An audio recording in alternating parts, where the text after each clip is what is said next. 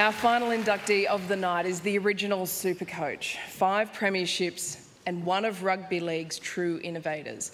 Regarded as the most influential figure in modern-day coaching, Hall of Fame number 135, Jack Gibson.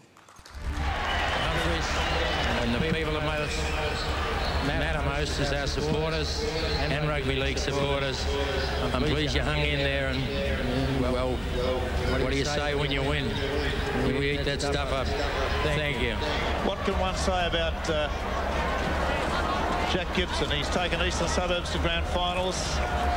He's taken Parramatta to grand finals. He's taken Newtown into final series. And all in all, a superb end of the season for him. Jack Gibson is represented tonight by his son, John Gibson. And please welcome to the stage John, and to present Jack's blazer, please welcome Andrew Webster.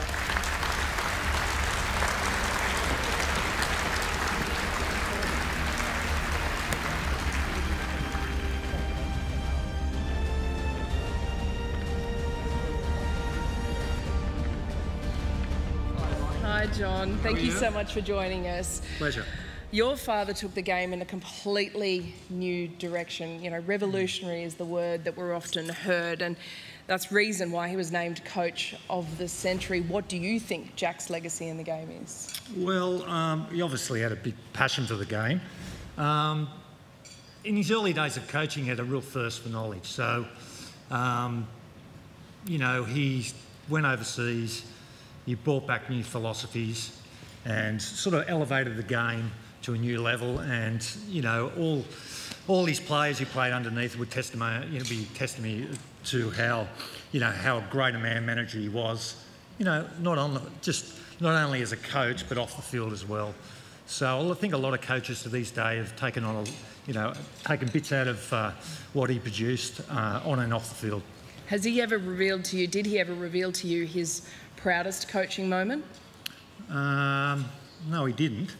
But I think they're all very, very special, especially all those grand finals back in the early days with Parramatta, 81, 82, 83, and just the lifelong friends since that. All, you know, Cronin, you know, Sterling, all those guys, all been, you know, lifetime friends. And then back in the, you know, got to mention back the Roosters back in the 70s, and to this day, you know, likes of Ronnie Coote and, you know, Beatson, a lot of special moments, not only on the field, but off the field. You know, just I've got so many stories and got so much up here, you know, the times he spent with, you know, Beatson, you know, not so much at training, but, you know, all the stuff they shared off the field, you know, all the golf, all the squash, all the fishing, you know, just, you know, how competitive they were.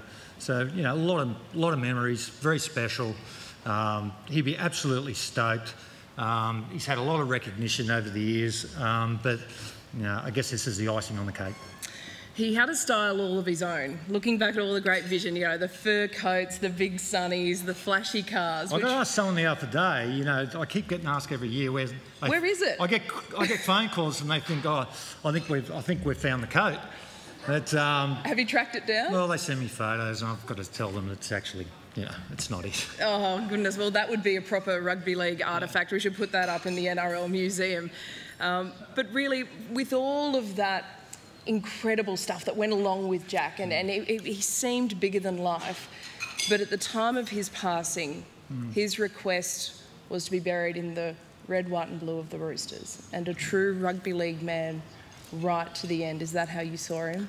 Oh yeah, look, he was a massive fan of the game. I mean, if he was here today, he would just, you know, be very proud. The game's gone exponential.